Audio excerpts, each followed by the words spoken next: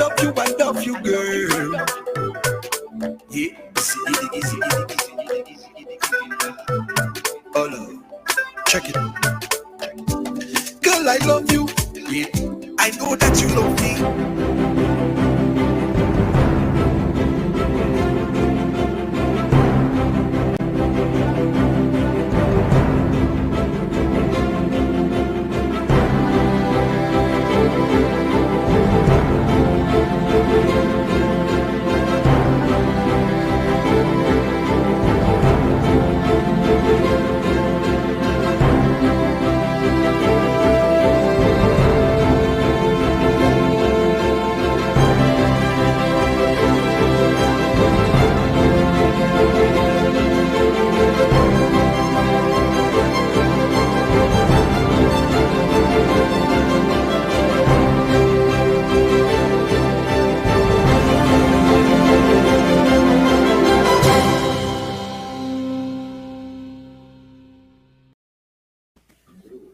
Good evening. Welcome to another episode of Dissect. I go by the name of Novelist.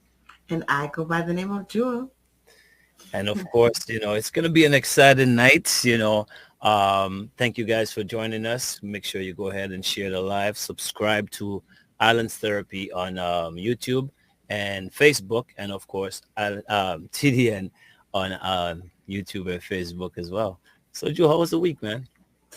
Oh my gosh, it was a long but short week. My day job kept me busy. Oh yeah, it was March break camp over here, spring break. Yeah, so, it feels like spring right now for real. Yeah, some days were we had a winter storm during the spring break, but then it was hot on the other day. One of the other days, like so hot. We went from extreme cold to extreme hot. Like what the what summer's gonna be like. I can't wait for summer. Can't wait for summer. It's probably gonna be crazy hot though. Well, what's the summer plans looking like? For me, wow. Caravana's coming back to Toronto. So that could be a thing for me again. I used to play mass, but didn't get my summer body ready just yet. So gotta work on that. You take a wine to the side, man, like Benjai said, just look from the sidelines. Yeah. But we have an exciting guest tonight, and of course tonight we'll be talking, connections. We'll be talking 767. So let's just bring the man straight to the screen, and let's just straight to the vibes, ladies and gentlemen. Let's bring, what episode is this? Here you go. What's up, Sadik? What's going on? What's going on, man? I'm good. Thank you for having me. No problem. Thank you for joining us. Welcome. Nice. So I guess let's get a little background on Sadik. Let's get you. First of all, let me ask you, like, the name Sadik. Can we just use that for the night instead of going the whole? Yeah, sure. All right. That's an interesting name, by the way, too. Yeah. I actually found out like the meaning of my name when I moved to New York, actually. Okay. That's what I know, like the real meaning of the name, because back home they just give you a name. They don't really tell you like what you mean. Yeah, that's true. Yeah. So you want to share with us what it is, or you just want to? Oh yeah. So Sadiq is like a Hebrew name. It means the righteous person or trustworthy. Okay. So I try to live by those principles in my everyday life. Yeah. It's, some people have told me it's French or like Arabic. There's a little Arabic twist to it also. Right. But it's the Hebrew name actually. Okay, pretty cool. Yeah. Yep. So, what happened? I don't know what happened there. We're back.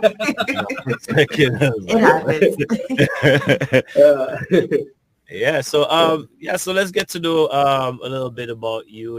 I guess your background and where it all started for you. I am from Pittsburgh, born and raised. And most people don't know where that is. It's like on the east coast of downtown Dominica. It's right after Casbro, Sansovek, Good Hope. It's like the very last village on that end over there. Right. I was born and raised there. I went to school there, like primary school and primary school. I went to primary school in San Silver Primary School, actually.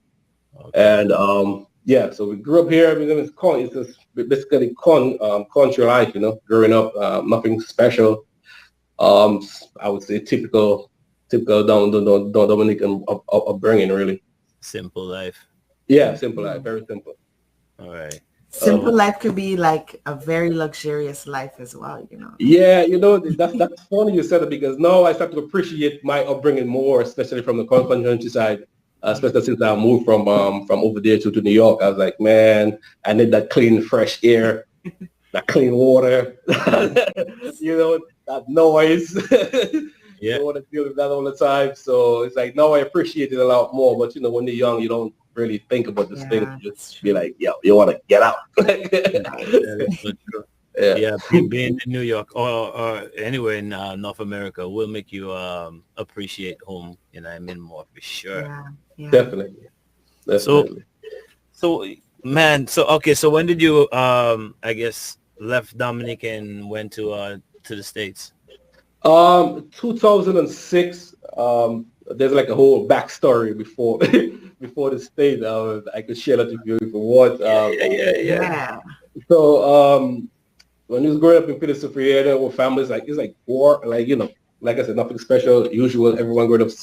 So it's like my family, like most of the people that were older than me, like my aunts, uncles, like mother, grandmother, it's like they were mainly farmers, like intentional laborers doing stuff around the house, you know, construction, that sort of thing. So like education was never really like a big thing on our side head of family. We used to like appreciate it, like admire people that went at that time. It was like high school, right? So you graduate high school with like 7 CXC subjects, and he was like, yeah, he was like a king, right? So yes, that was like a big thing back then. And so on my end, like I said, education wasn't really like the big thing. So after we graduated primary school, matter of fact, in primary school, we had to take like the CXE exam, right? Right. Mm-hmm. So, you know, you got to take like a really, really young. I think I was maybe like about 13 or 14, somewhere about here. Yeah. So since like I got into grade 7, like so young at that time, you know, just a kid. So you mentally, you know, like fully developed, or I should have been fully developed as all the kids. So I have to take the exam twice, right? Like still failed. So it's like, wow.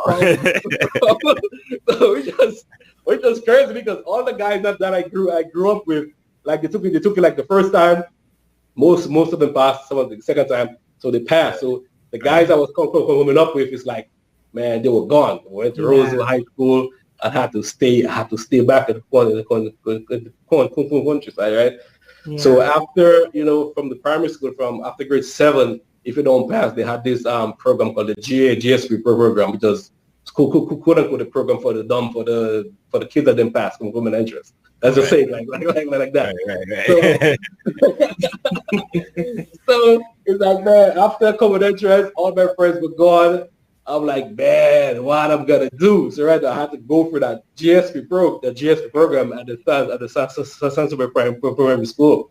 Right. And then from there, that's when I start to like really take my schoolwork serious, because like, man, if this last part don't work out for me, and after GSP, then that's it. You got to learn a trade to become a farmer or a construction worker or some type of thing, because education was like out the picture.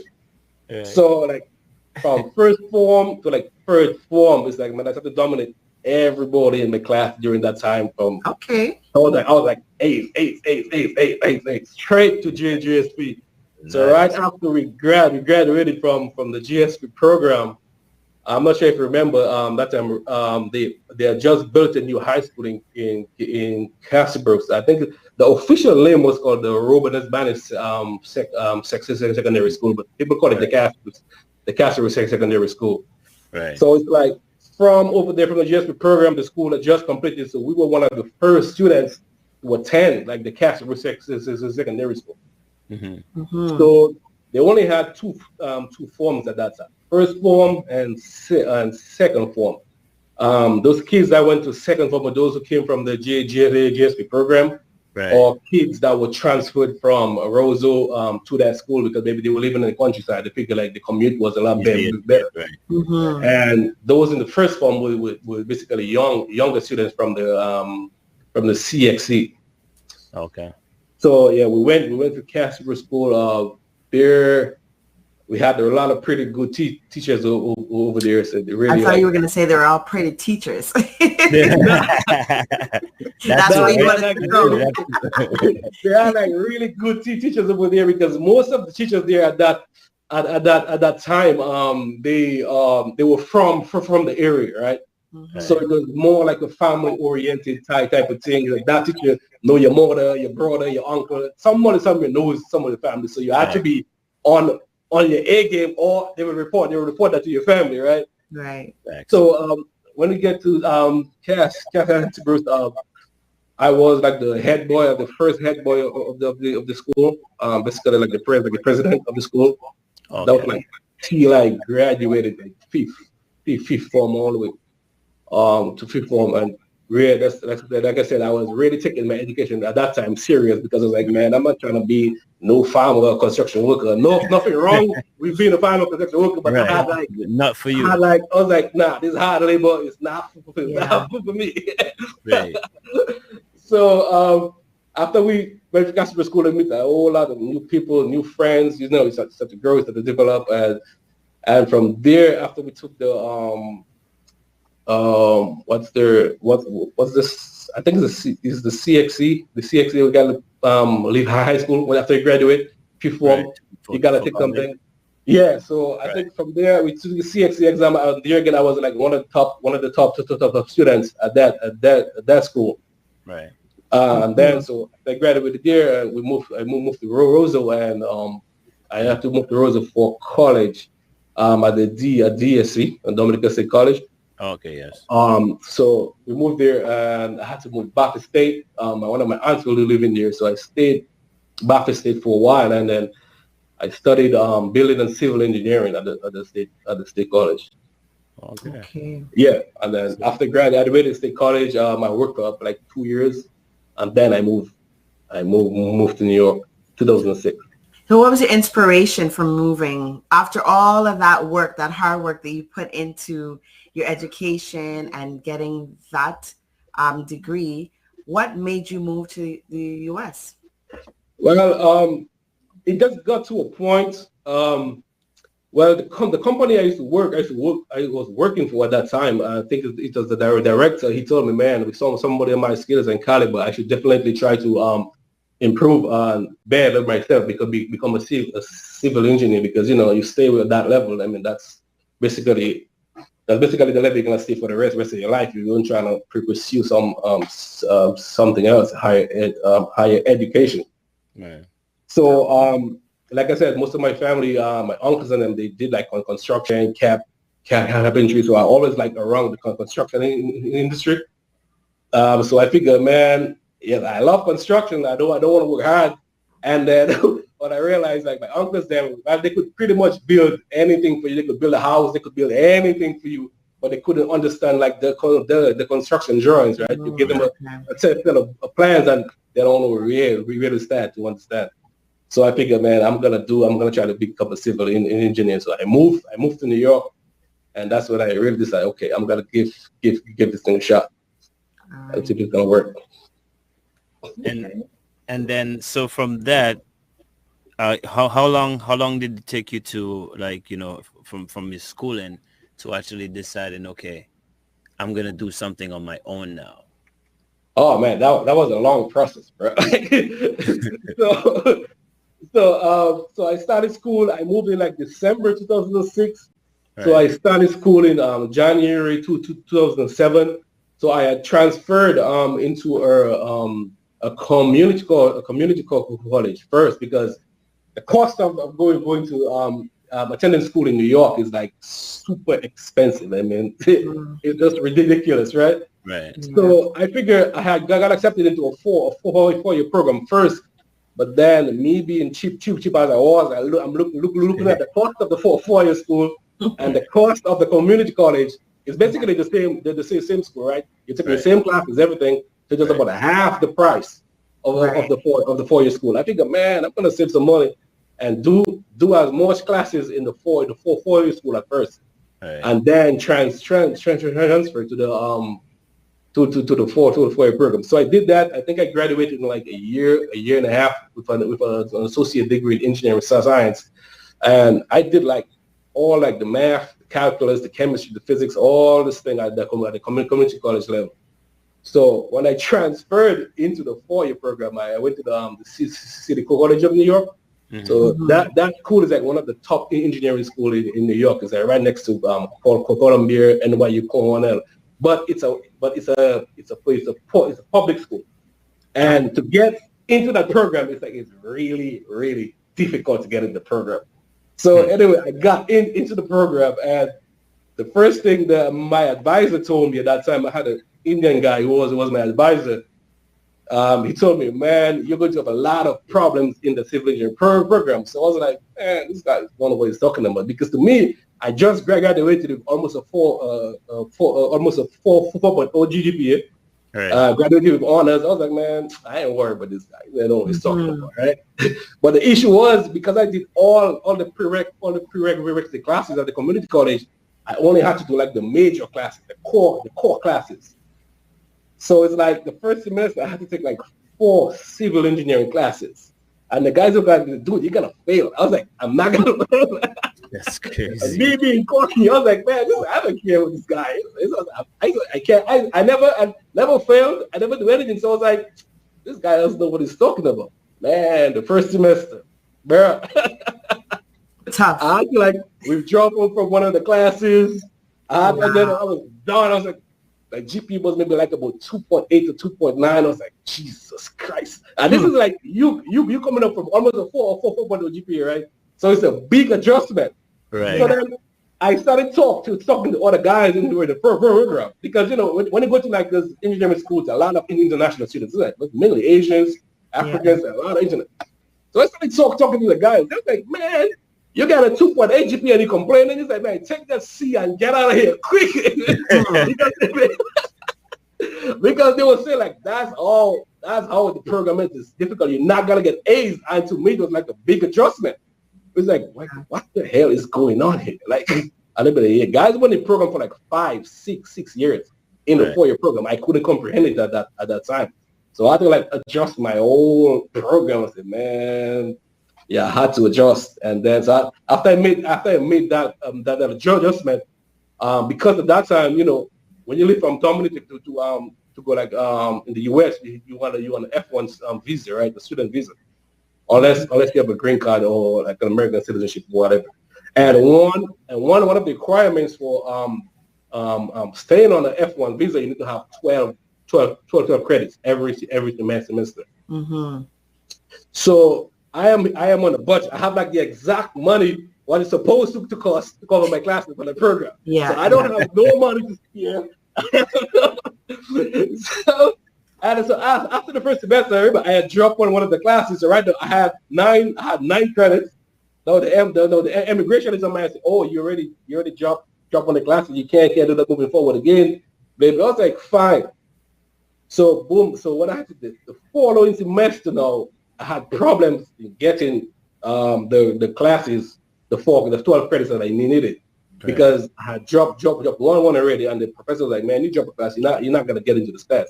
But still yet I cannot take more classes because I don't have the prerequisites for the other classes that are available, right? Mm-hmm. So right now I have to take like 3 classes. I have to take like another history class or something just to make up my schedule. Right. Anyway, I did that the second semester. Man, I failed one of the classes again. And I'm like, what I'm gonna do? Because right now I'm stuck, right? So I was like, man, what I'm gonna do? So anyway, my GPA was still high, because anything above like 2.7, 2.8, you fine. So they're not like they're gonna kick you out. You're gonna kick you out of the program. But it became a point now I cannot take civil engineering classes, so I have to be taking all these other little classes, put on my schedule. Remember, I am a budget, and this class is expensive. You're on a budget. 3,000 a class. I mean, 3,000 US a class. And for somebody coming from Dominica, it's like, yo, that's a lot of money. Like, you know. So then after like two semesters, playing around the system like that. My mother was like, man, you better find something else. You better find something else to do because right now she's looking at the bank account. This thing's like going down. And it's like there's no like I'm not on schedule. I'm not failing, but I'm not moving as quick as I want to move. Right. Because I have to be taking classes that's not going towards the major. So like the first semester, I had about like 80, I think like 90 something credits. So you need about like 120, 125 for you to graduate.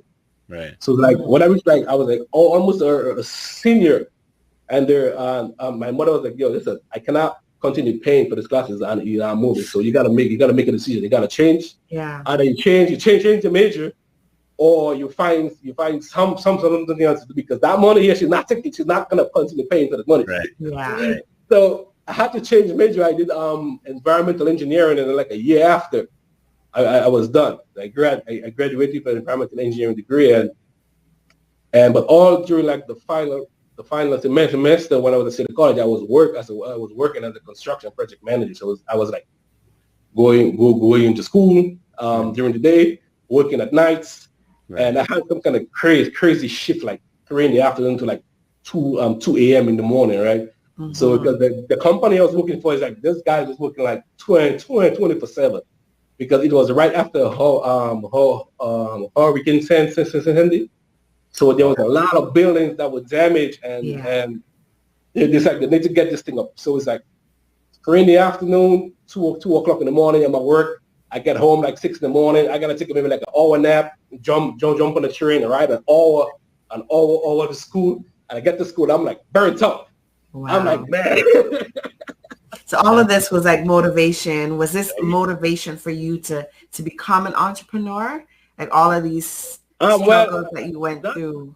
At that time, I didn't know I was going to become an entrepreneur. I was just going through life and ensure that I got to graduate because my mother basically put up a whole savings account, take a loan, do all type of stuff. I cannot go back home and say, yo, man, I didn't make it. I didn't finish. Yeah. I kicked up the school, so I had to. I was like, yo, there's only one option, right? So I had to graduate. So right after I graduated, I got a job as a project engineer at one of those firms in New York City. So I worked for the company for like nine years straight out of college. Right. Yeah. So I worked there during that time. So it seems like you're a self-motivated person. Like you use your setbacks and you just kick forward. I mean, right. Go ahead. Yeah, because I mean, I really had no choice because it was either that or become a bum, right? Not like I had no other skills. Right. So that was my only option. Right. So yeah, so that's why I did it. I had no other choice. So all your hard work, would you say it's paying off now, or it's? Oh yeah, off? I mean, right now I'm pretty confident. It's like no, I look back and I say, man, maybe if I didn't go for all that extra strains, difficulties, the barriers, right? Maybe I wouldn't be as comfortable or confident as I am now because I felt like I built a pretty solid foundation. Right. A pretty solid foundation right now. I mean, it's not something that just happened overnight, right?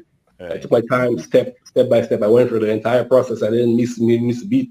So yeah, it wasn't handed to you. You had to work hard for it. Yeah. Yeah, definitely.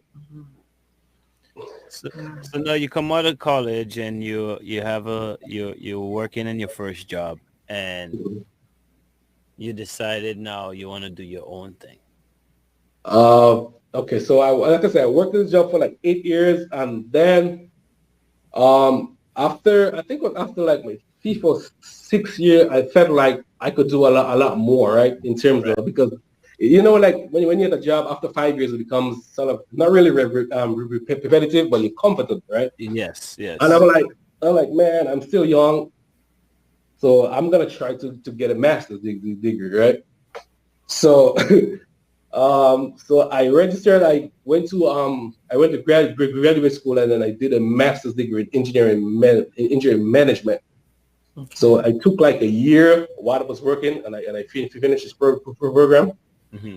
And it really hit me like after after I finished, I realized, man, like, you know, if you like to go for if you go to graduate school, it's supposed to change your mentality, the way you see things. If you really go through it for the right reason. If you're just somebody that's taking the classes just to pass, then you know most likely you're not gonna get it. So it's like right after I graduated, I was walking to the office. The first day I came back after graduation, I'm walking to the office, and I'm looking at my boss, and I'm remembering this song from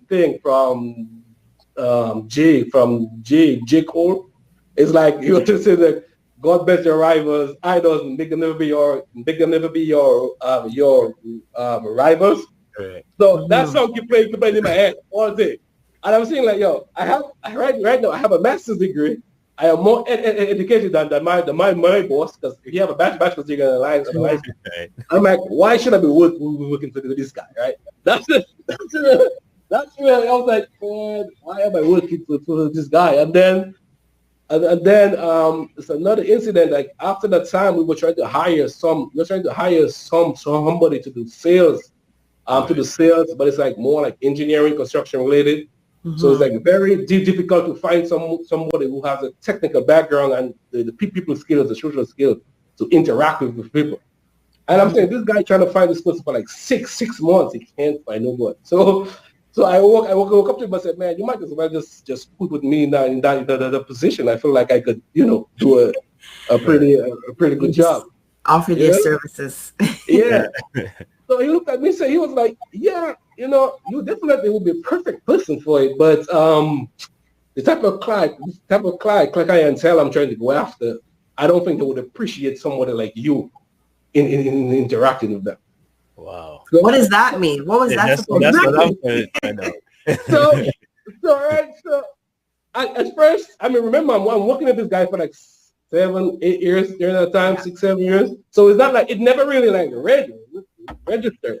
So it was like, okay, this guy just playing. So like a day after, I came back and then it really hit me. So, and I was like, man, this is what this guy is really saying, And then he came out playing. He kept playing. Like when I went back to him and speak to him, he was like, it doesn't really matter how smart you think you are, how good looking you think you are, how much people skills you are. That particular group of people would not spend the money with you. Right. You understand? Yeah. I was like, that really, the stake, I was taken aback. I was like, well, damn, in my head. So that's one of the times I say, man, I gotta do something like that for all people, right? More said. So I didn't know how exactly to put that idea into like a manifestation, how it's gonna develop into like a service or product. So I lingered with it for a while. I was talking to my cousins, and man, I'm trying to do this. Talking to some of my friends. I was like, everybody I spoke to about it before I actually did it, say, first question, how are you gonna make more money off it? That's always the first question. Especially like all the people, right? Like guys, maybe like 40s, 50s, like, okay, song's good, but how are you gonna make money? And I already know how to make money off it, but I know if I on the first attempt do it like that, it's not gonna go, because people are gonna say, well, who is this guy? People are gonna say, like, who is this guy? Why would I pay to be on your platform when I could do it for myself, right? Right. So, but my goal was never really to make money off of it on the first attempt. My goal was to just build a platform that's to unite our people and create some type of economic development or foster some type of relationship between all people, right? Right. So I was there, and then I started to speak to some of the guys that was my age or the younger than me. As soon as I told them what it was, they got it like instantly. They're like, yo, this shit is so dope. You should do it. You should do it. But the younger guys told me, man, you should do it. The older guys were like, how are you going to make money? So I'm like stuck in between, right? Right. So I'm going to cut you for a little bit, just for you to give a little bit of background on what that business is, because our viewers may not know what business that you're referring to. So, so give us a little bit of background. All right, so Connect 767 is basically an online directory to find Dominican businesses and professionals in and out of downtown Dominica, right? It doesn't matter what country you are, what state you are, what location you are. You could sign up onto the platform, and when someone uses it, they could find you and see what type of products or services that you offer. Mm-hmm. So to put it in simple terms, if someone is in New York and I'm trying to get a graphic designer, and I am conscious, I say, man, I would much rather give a graphic designer from Dominica, pay them to do that service for me rather than paying someone else. I don't even know who the person is to do it. You can actually sign onto the platform, and you could spend your money with a Dominican person. Okay. Right. That's what it is. Nice concept. I like Yeah. that. Very good concept. So it's obviously it's been working, right? So yeah, so it's working. I would really like to right now my goal for this year and moving forward is to ramp up registration. So it's like when I speak to people about it, they see it, but they sort of confused as to exactly what it is. They see the clothing because the clothing is like out there. What they don't know is actually a platform, which is partly I would say myself to blame, because like the clothing is like the thing that's been going crazy, you know. Right. That people see it, they like it, and they buy it, and they keep buying it and keep wearing it. But I developed the clothing is just like a marketing, like a marketing tool, right? So if you see the brand, if you collect 77, I mean, the next step should be what exactly is this, or who owns it, or what exactly is it about. But it's people. I learned the hard way. People don't really like to read, you know. So it's like you see something and just go with it. Right. So I try to make it as simple as possible. Right. Yeah. So okay. So the engineering things, but so you do the clothing line. Is that the last like business thing you have going now? Because you talk about the engineering stuff, but isn't there something else more than the engineering stuff that you're doing as well that's connected in 767? Oh no, well mainly it's just the directory and the clothing. That's basically you can sign up to the directory. Is absolutely free. Right. But the clothing, you know, you gotta purchase the clothing because we need something to keep the lights on, you know. Of course. So, and to build the platform, we actually built the platform myself. The very first version of the platform, Makaza and I, we built the platform from scratch. I mean, we had no type of the database background or computer science background. Right. And then we realized. We figure, you know, we're smart guys. We can definitely make this work, man. When we start building this, how complicated this thing is. Yeah. So we built it. It was working. It worked. And then I had some friends that are really actually into the data analysis, database development. Be like, bro, I mean, I know what you're trying to do, but this thing is, you got a lot of work to do on it. Yeah. So that was like right before COVID hit. So it was like during the down time in COVID, we took our time. We redesigned the entire website like over. We changed the platform, we built it right, and then we started from scratch again and we rebuilt everything. So right now it looks a lot better, but there's still a lot of improvements that I think I want to do on it. But you know, these things take time, and with tech, you know, if we did it in technology, it's like every other day some type of improvement happens, update happens, and constantly updating this thing. So. Yeah. When did you actually launch that platform? You said just pre-COVID you were working on it. When did you actually launch it? It was a year before COVID. So I would say like 2.5 to 3 years ago. Okay. Yeah. All right. I think 2 years ago. Yeah. Okay. Yeah, but that was my next question is because you said how technology is always changing. Yeah. So how are you guys gonna like, you know, try to keep up with technology changing and, you know, just how everything is being run right now?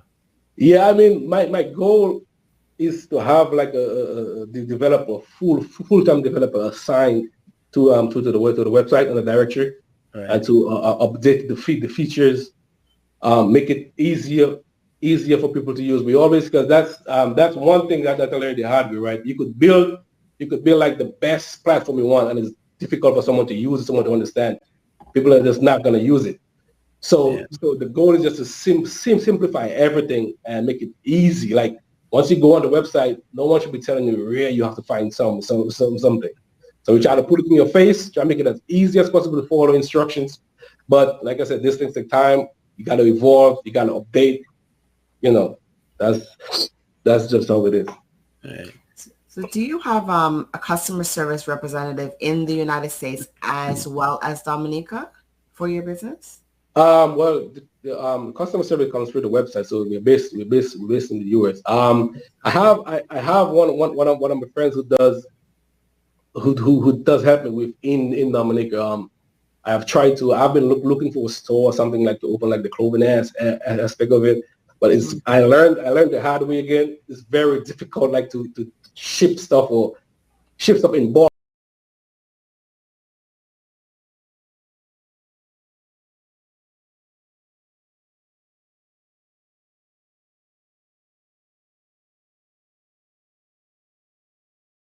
Damn. You gotta I was double like, up on the prices. yeah, it was like I was paying for this thing like three times over. I was like, okay, Damn. it's fine. Paying is not a problem, but it's like Right. how much I'm gonna sell this thing on an island, right? I mean, Right. you can only put you can only sell a t-shirt X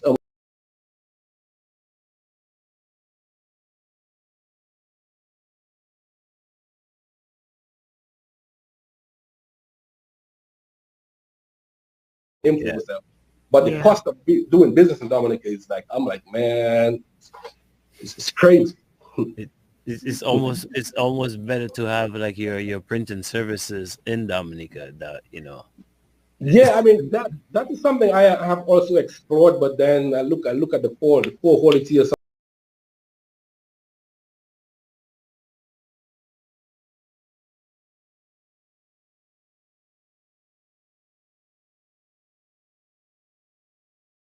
If you have if someone has an issue with your product, then that's not a good look for you at all. exactly. I mean, like I said, we build this from scratch. I'm very protective of what I put out, the quality I put out.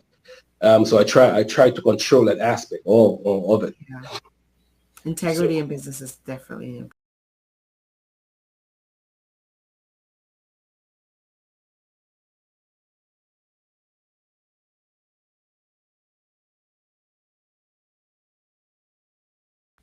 I see it being more popular now.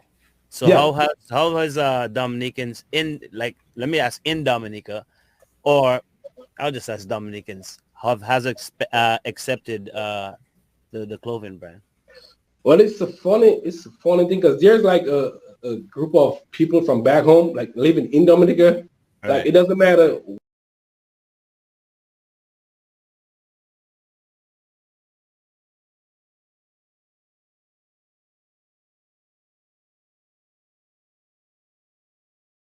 Canada, England, because Right. we target.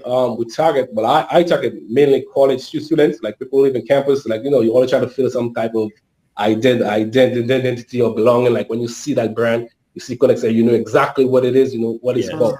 So we try to make that sort of marketing specific.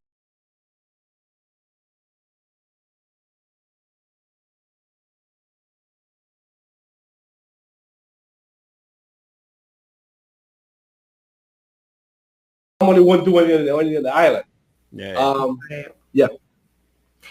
So just to remind the viewing audience, that we have a phone number that you can use for WhatsApp calling. If you'd like to ask a question to our guests, the number is 617.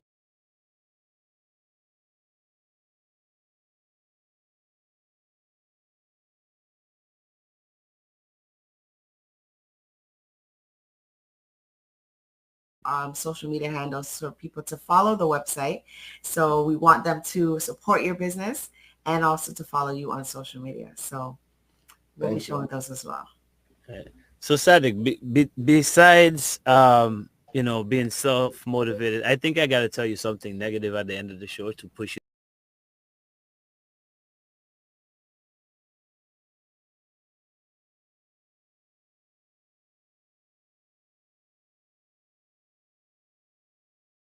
To tell you the truth, it was like a fear of failure again, Right. or fear of being poor. Right. Because like I would see like some of my family members or people like in my village, or even here, like in New York, like when in the office where I used to work in New York, I was looking at this guy. This guy was maybe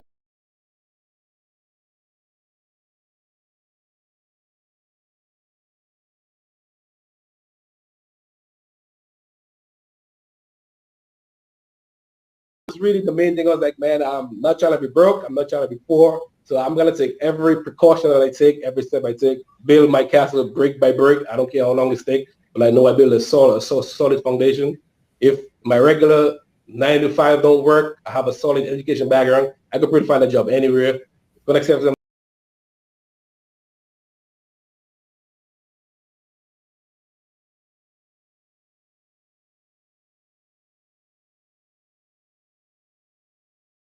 so she likes to work. Doesn't matter if she have like $1 million in the bank. She's gonna get up and find something to do. I was like, man, I keep telling the husband, when I'm 40, I'm retired. I'm not trying to do this 9 to 5 thing at 40 years. I have to know. I gotta get up. I gotta punch in the clock. At 9 o'clock. I punch.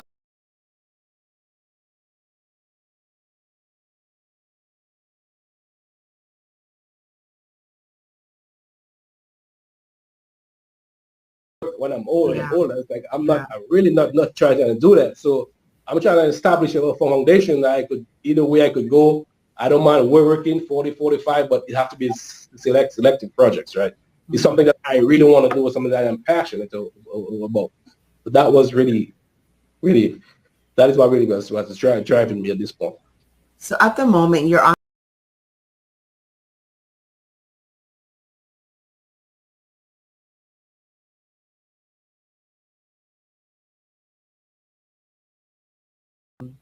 engineering field that you've chosen? No, I work full time as a senior project manager.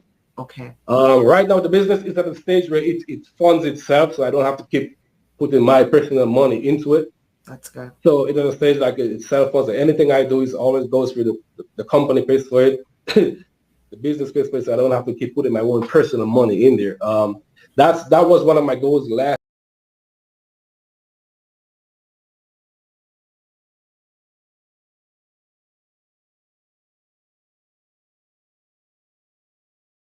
I said my goal for this year is to drive up registration for the director. Okay. Nice. All And right. I saw I think it was last week in the news that I read it last week. I don't know if it happened last week, but you sponsored a football team in Dominica, right? Oh yeah. Well, like I said, I'm from Pittsburgh, so football is like one of the things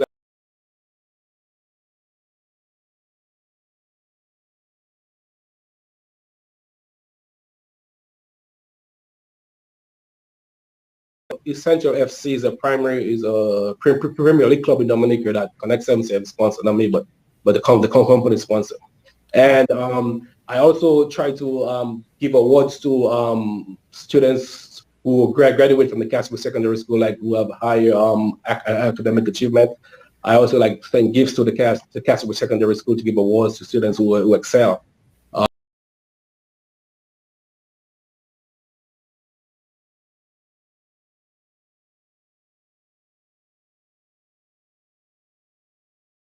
What it was like going to Casper School or Sansiver School. We used to go and play sports in Roseau, cricket or football. We had no uniform, man. We had T-shirts with the numbers written on the back of it. I was like, man. so it was like right now, it's like when I see those young guys from back home, it's like I want them to look good, look professional, have all the gears they need, so they don't feel.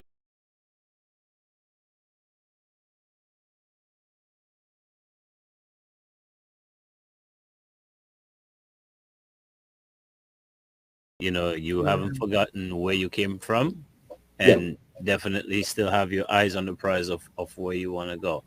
So Yeah. I mean, no good.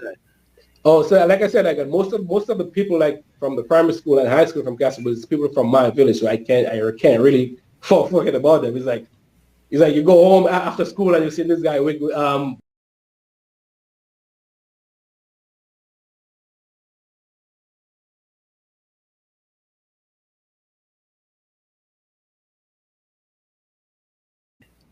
Hear So, you. so would you say your humble beginnings, being in the countryside, because you really got, well, I could say best of both worlds, meaning that you got a little taste of Roseau because you had to deal with going to school in Roseau, Yeah. growing up in the countryside, and then moving to the States.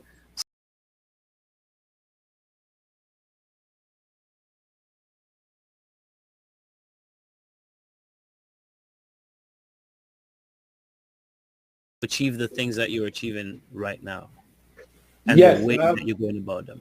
Yes, it definitely did that, and it also helped with my personality, how I interact with Right. people.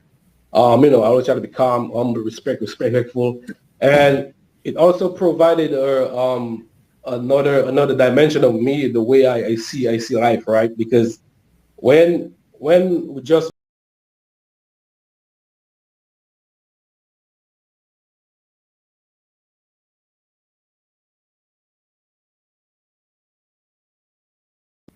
you gotta you gotta deal with that, and then it was like I was like when I just moved here, I was like, man, I live back home, I'm gonna live in somebody's basement, and I'm Yeah. and I'm, and I'm complaining right in New York. It's like every day I'm complaining, it's like, man, I gotta find an apartment.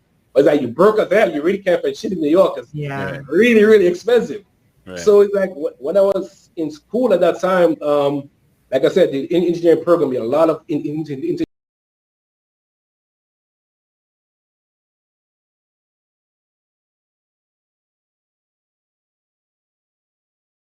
after 4 years, you keep seeing the same guys over and over.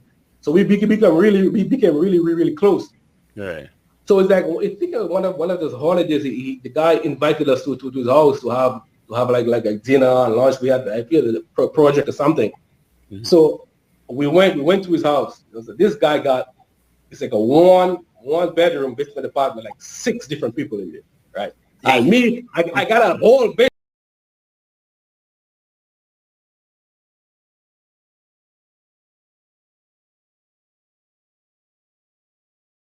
So humble, but this guy was smart as hell. Like this guy, Yeah. So I was like, man, that's what. So I always had the opportunity to do things on both sides of the fence. It's like Right. I would go to Brooklyn, live in a shittiest apartment, or Queens. I have a friend in a shittiest apartment, and then I would meet somebody in my class who lives in Manhattan. I walk in Manhattan, live in the high-rise building. It's like a totally different world.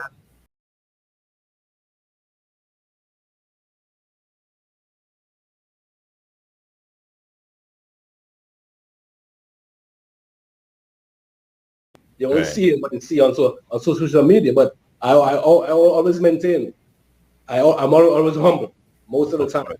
I mean, Facts. sometimes I talk a lot of shit, but that's just the way it is. Well, I mean, we all need that side of us. I mean, you gotta laugh too, right? I Yeah. mean, talk a little nonsense. We're human.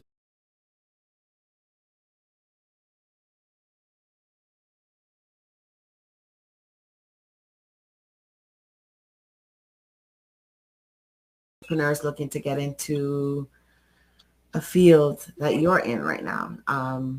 That's not in particular the apparel, but an entrepreneurial vibe. Is there any information or advice you would give to someone? All right. The first thing I would say is whatever you do, whatever plan you have, or whatever you want,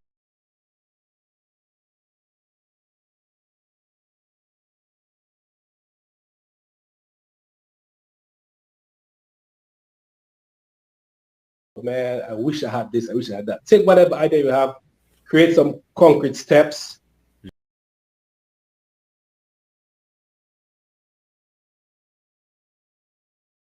To get information as it relates to whatever you want to do. But at the end of the day, you yourself should make the decision as to how you want to do it, right? Because that's one of the things that I learned early on. I knew what I wanted, and I think I hired this guy was working on developing some aspect of the website, and it was like, man, this would look better, this would look better. And when it was done, I didn't like it. Right. So whatever vision you have, I'm not saying to be stubborn or hard-headed, be open, but ensure that it is your vision because it is your dreams. At the end of the day, it is your face that's going to be up here. Whoever that built the website, whoever do that photo shoot for you, nobody's going to know who did it. All they're going to say is, boy, that missed the thing. I push on him up there. I don't want that, right? So be very protective of your brand, your image, or whatever it is you want to do. You gotta protect that. That's what I would tell them. Believe in yourself. Thank you. Facts. I could definitely roll with that. But okay, you said something about like you said something, and I took two ways about it. Like build something that you could branch off from. That's what I get when you're saying. So it's like Connect 767. You know, as simple as it sounds. Yeah. Right. It carries a lot of weight because you not only you have the directory, you have the clothing line, and you could also take that into something else too, right? So I find the names really mean a lot when you building a product or something like that. Yes, definitely. And another way the directory could be used is it's not only that you could search for businesses or professionals. The directory could also be used as a recruiting tool, right? For instance, if you have a business in Dominica and you want to find an engineer, right? You could go on there and just select Dominica, select engineering, and see how many engineers that are registered into the directory.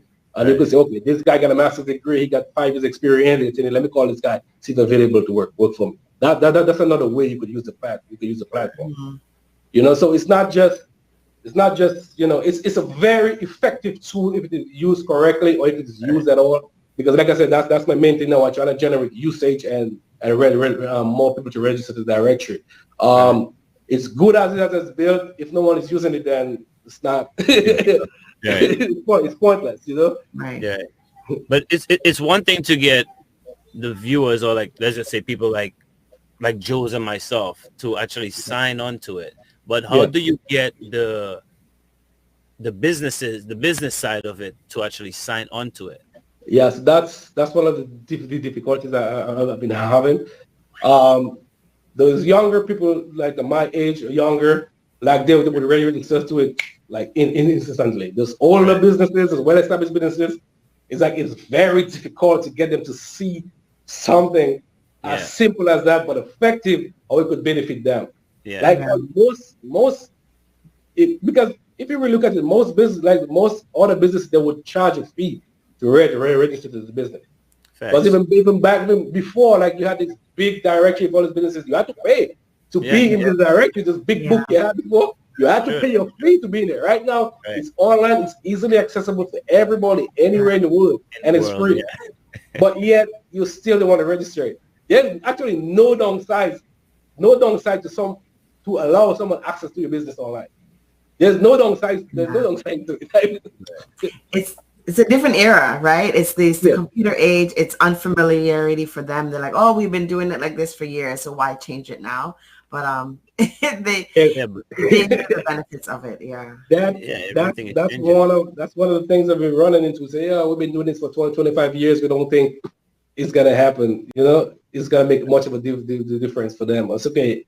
Doesn't mean because it's been for 25 years doesn't mean it's a new day, man. You gotta modernize. You gotta continue evolving. Because even for me, like when I go back home, it's like I don't know where anything is, right? So for instance, if I want to find a barber and you're a barber in Roosevelt, I can just go on there and say, okay, this guy's here. Let me just walk to wherever and go get this done. Or I need a car rental or something. Right. You could do that. Yeah. So but that's really the way of the world right now. So, but it's something new, and we know how Caribbean people are when it comes to new things. We want change, and when we get it, we kind of like just sit on it. You know what I mean? But it's definitely a fly idea, and I believe once it catches, it will run, right? Yeah, because that's what I'm saying. I'm taking my time. I have to make sure the product and the services is good, right? And then it's gone. Because I remember when I just started, my cousin was like, man, ain't nobody from Dominica can register this thing. That was like one of the comments that I got. He was like, bro, because he was like, people like, he was trying to explain to me, like, people like Dominicans who live like in different countries, like St. Thomas forever. He was telling me he had a business, the same construction business. He was like, man, he don't like to work for people from back home because they don't want to pay him. He do this. It's always a problem. It's this. I was like, bro, I'm not trying to. I'm not trying. So I was like, it's a free thing. There's no harm that could happen. Like, he was like, it's just, I guess it's just like a cultural thing. But so yeah.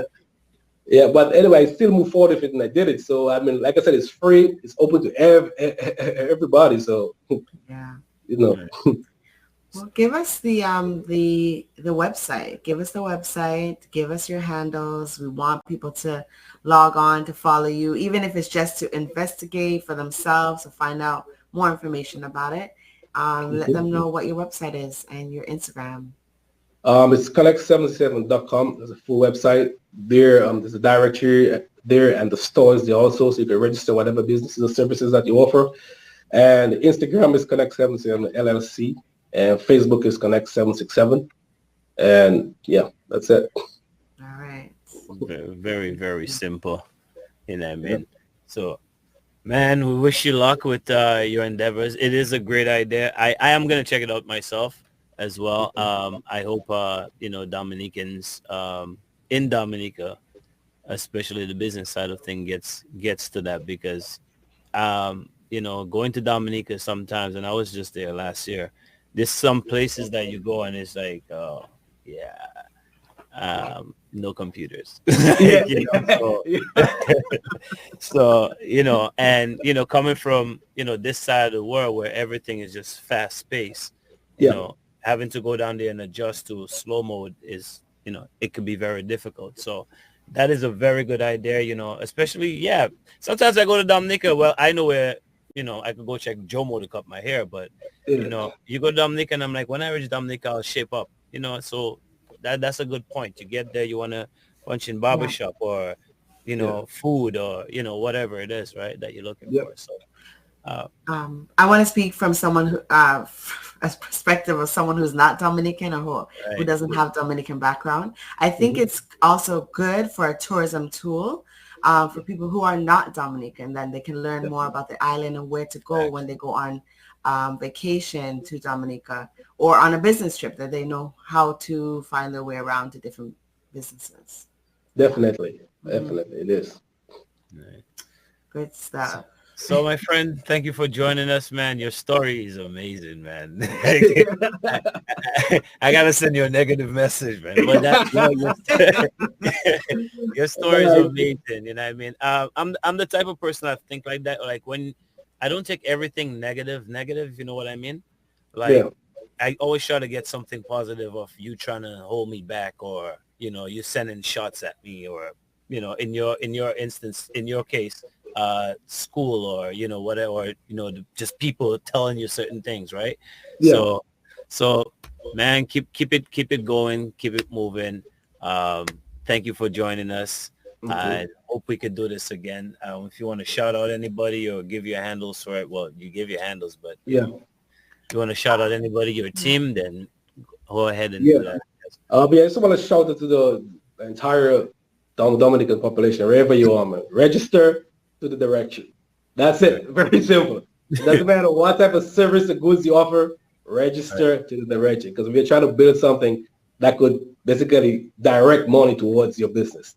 Facts. Because at the end of the day, that's all it's really doing. So register. One last question before we let you go. There's a question that came in on the WhatsApp. How do you vet registered businesses or professionals to make sure they're real? So that's an aspect that we've looked into, and we realize it's gonna take a lot of resources to do it. So while the platform is free and you could register whatever you have, we haven't developed an efficient way to vet businesses as yet. But as far as I see, those businesses that are on there as of now, they seem legit, and quite a few people have been directed to build businesses there, and they always send me a message, oh, thank you, I found this on your website, blah, blah, blah. So we really appreciate that aspect of it. Nice. Thank you for that. Yep. All right. All right. Okay. So I guess that's it. Man, Sadiq, amazing again. I hope we could do this sometime in the near future.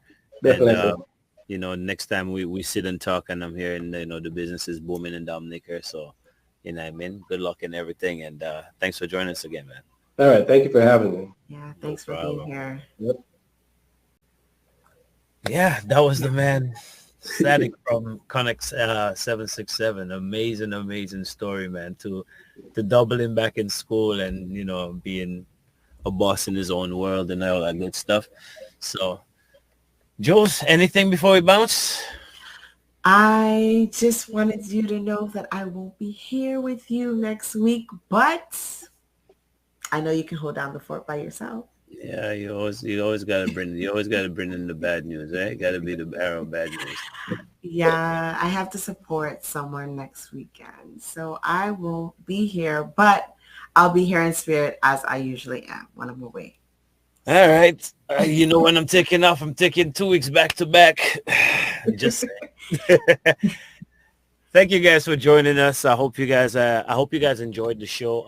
Again, subscribe to Islands Therapy, subscribe to TDN on Facebook and on YouTube. And everybody have a blessed week and a blessed weekend. Stay tuned for our guests for next week show that Joel will not be joining us in. Have a blessed week. See you guys. Peace.